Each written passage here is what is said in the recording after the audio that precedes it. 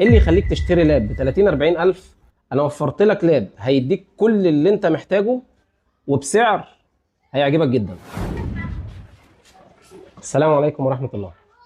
وفرت لك المره دي لاب مميز جدا.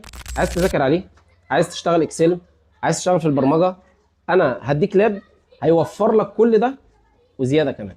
انت كطالب او محاسب بتحتاج لاب خفيف تتحرك بيه في كل مكان، فاللاب ده هيفيدك جدا.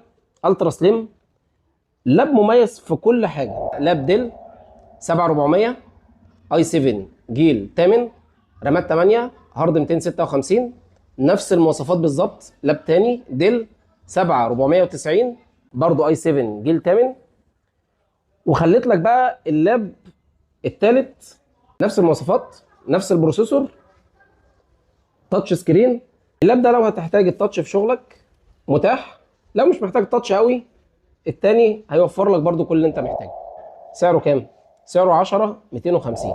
لو عايز تحجز اللاب دلوقتي كل اللي عليك رسالة او كومنت او اتصال، هنوفر لك اللاب في اي مكان في مصر.